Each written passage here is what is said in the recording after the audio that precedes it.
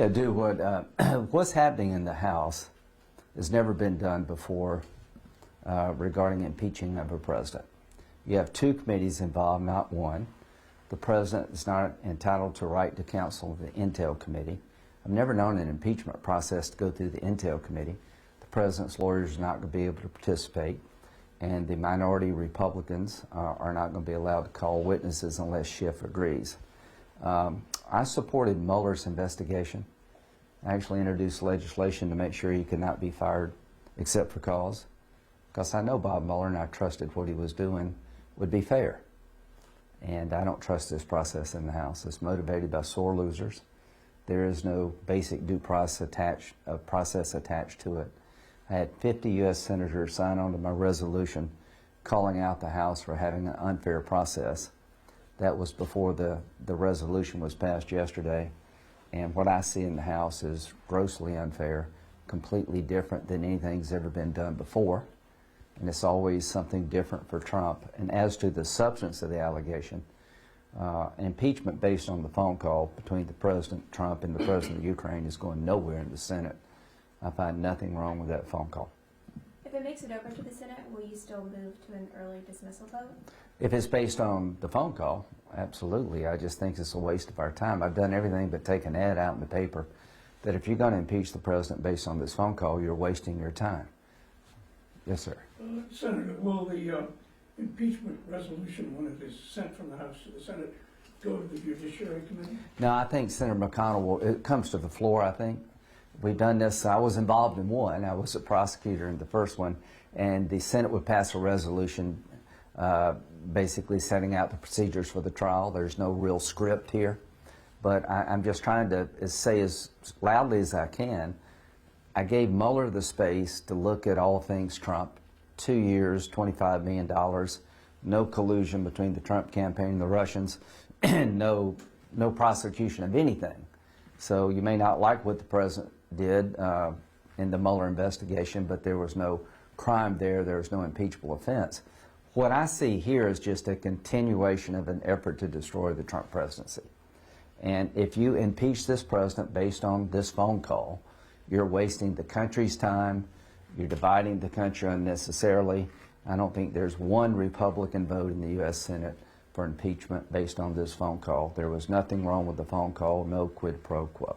Do you feel like the Democrats, then, the Democrat leadership is ignoring the weight of impeachment and what impeachment means? Well, it's basically a death sentence. Well, impeachment is the political death sentence. Right.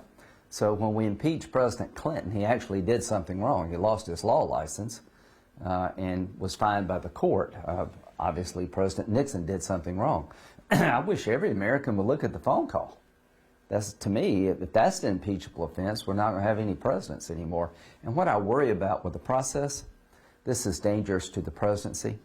When you have a process in the House where the President's counsel cannot participate and where the minority party cannot call witnesses of the party, the President can't challenge witnesses or call people on behalf of the President, then it lacks in basic due process and it becomes a danger to the presidency.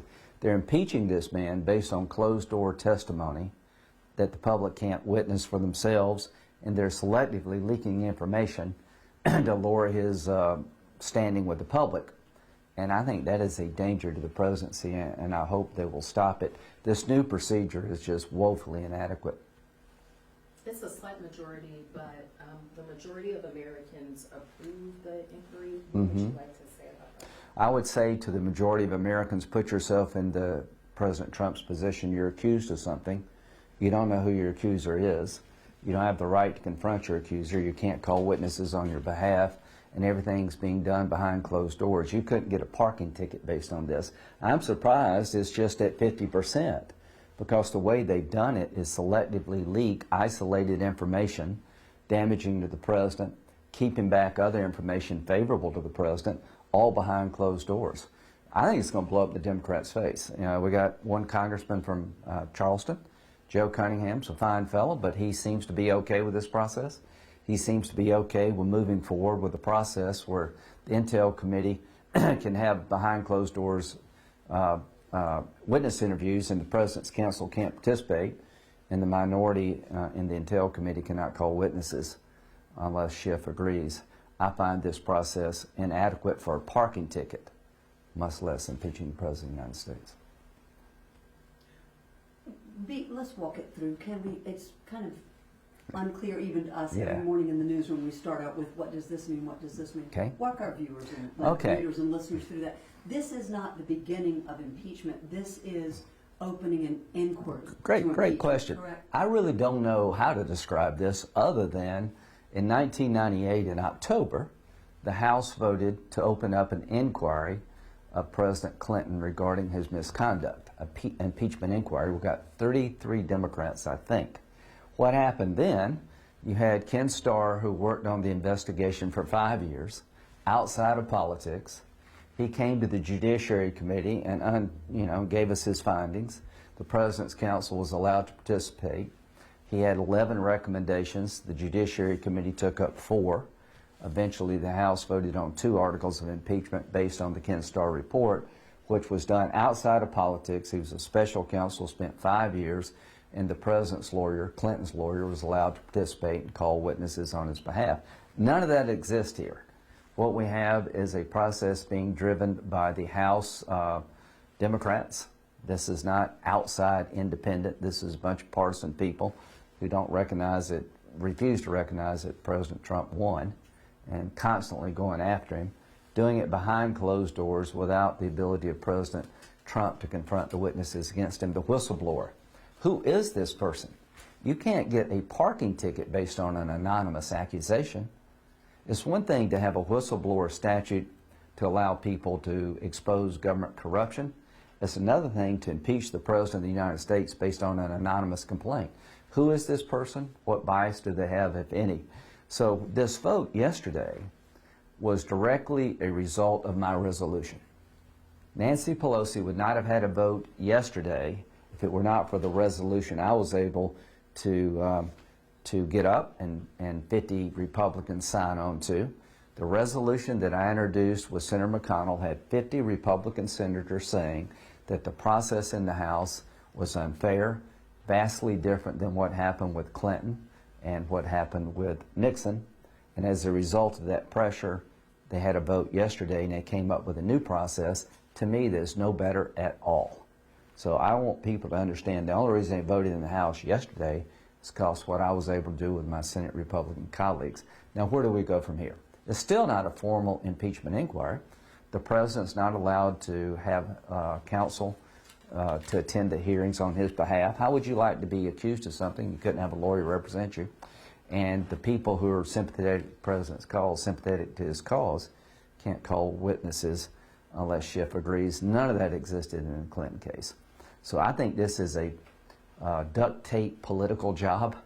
I think the political pressure was growing and they had to do something. And this hybrid system is not going to pass muster. I think with most Americans when they understand how rigged it is. And I can just tell you right now, the substance is about a phone call that you can read for yourself.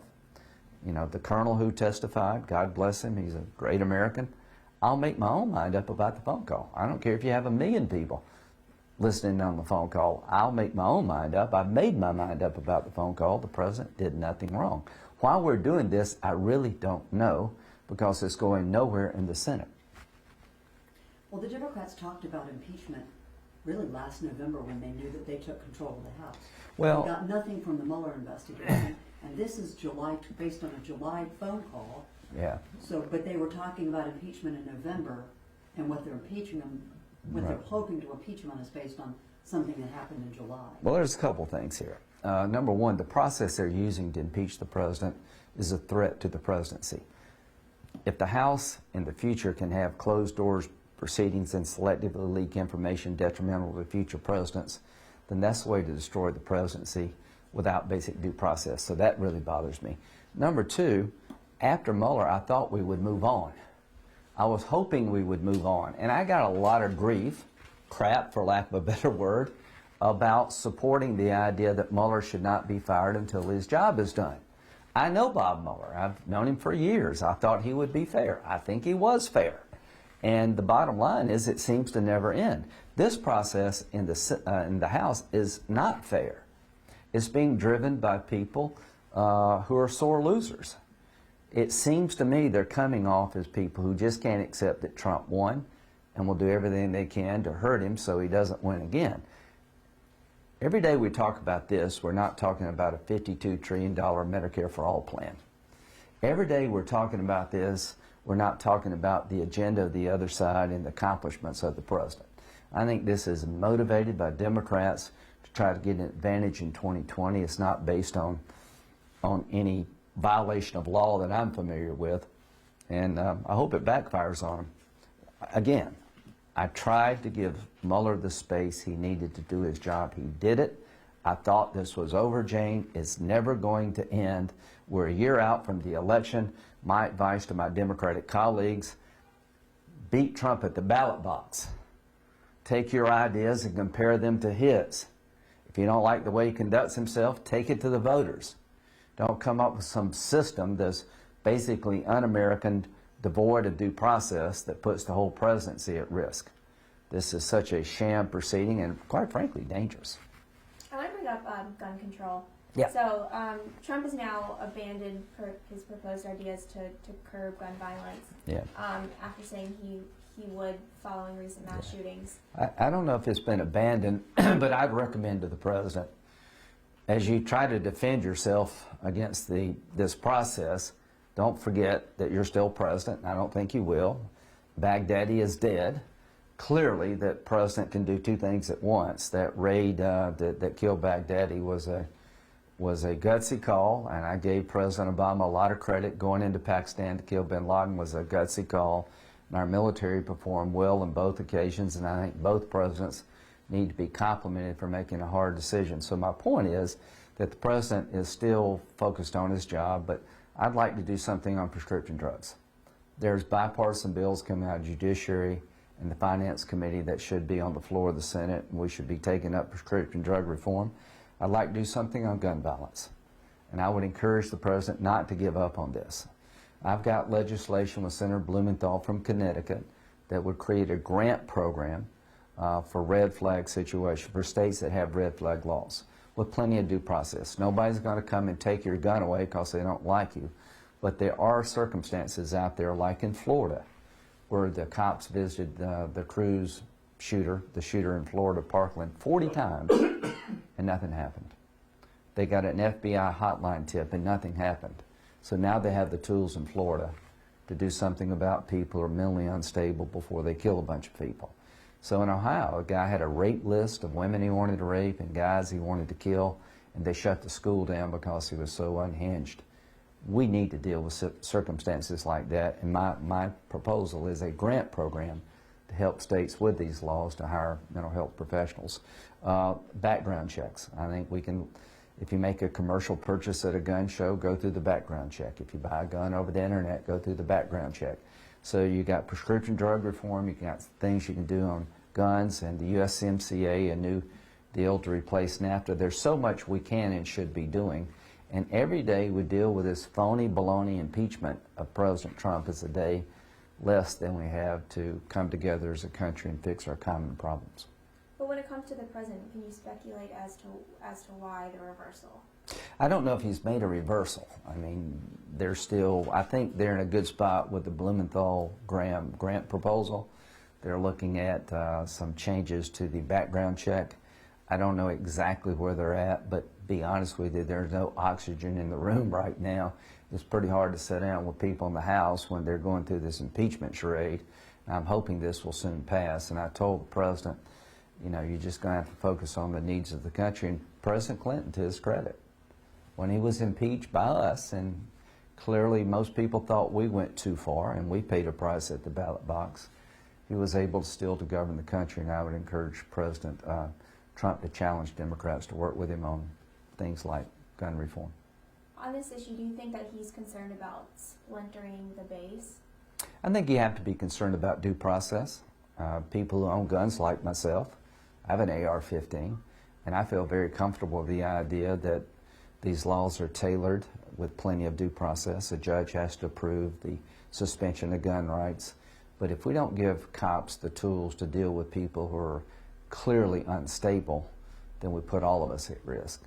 It's not inconsistent with the Second Amendment to me to have a process to deal with somebody who's a danger to themselves or others with due process. Okay? Back to al-Baghdadi, just quickly. Yeah. ISIS apparently has a press person. Yeah, they do. Released a statement today saying that you've killed Sheikh al-Baghdadi, but they've named their new caliph al-Quraisi. Yeah, I know of Will him. ISIS? They're saying we're not going away. What is your concern with ISIS and other whatever they call themselves, whether it's Al Qaeda, ISIS, whoever they are, radical Islam? Well, I can say that the retirement benefits for ISIS are not very good. So the press person, I hope they don't have a very long, successful career. We've got 15,000 ISIS fighters still roaming around in Syria and Iraq. Now, President Trump and I had a pretty open disagreement. I understand being frustrated with the Mideast and wanting to reduce our footprint. But you may be tired of fighting ISIS. They're clearly not tired of fighting you. We killed their leader. Hats off to President Trump and our military for doing a very bold thing. Their organization has been dismantled. The caliphate has been destroyed, but the ideology still rages, and 15,000 people have taken up arms under the ISIS banner are still out there to be dealt with. So I am very pleased with what I see in Syria. I cannot say that a couple of weeks ago. ISIS will never come back in Syria if we can keep the oil out of their hands. That's how the caliphate got so large. $45 million a month was generated in oil revenue used by ISIS to keep the caliphate going. If we can keep the oil away from ISIS, they will never regenerate like they did before. And a small number of troops over there working with the Kurds will keep them from coming back in a way to threaten the United States. The other thing that I've learned about this war after 54 trips to Iraq and Afghanistan, if you want to fight it by yourself, you're making a mistake. The Trump approach has been pretty successful. Local people, American air power, and a small number of special forces is working. We've lost 8 Americans in the last 4 years in Syria. God bless the 8. The Kurds lost over 10,000 destroying the caliphate. If we pull out of Syria and abandon the Kurds, who will fight with you in the future? Turkey's invasion of Syria puts the Kurds at risk. That's why I've been so upset with Erdogan. His goal is not to destroy ISIS, is coming after the Kurds who are allies to us. Now, some Kurds are a threat to Turkey, I get all that. So what do I see happening in Syria? I see us maintaining a military presence in Syria to make sure the oil fields do not fall in the hands of ISIS or Iran, continuing to partner with the SDF, Kurdish forces, to make sure ISIS doesn't regenerate. Providing American air power is the game changer. And when it comes to Turkey coming into Syria, I find the safe zone being controlled by Russia, Assad, and Turkey unacceptable to the Kurds. The Kurds have been great allies. They've been very protective of Christian minorities, and I will be pushing sanctions against Turkey until Turkey withdraws and we can have a force inside of Syria that's not threatening to the Kurds.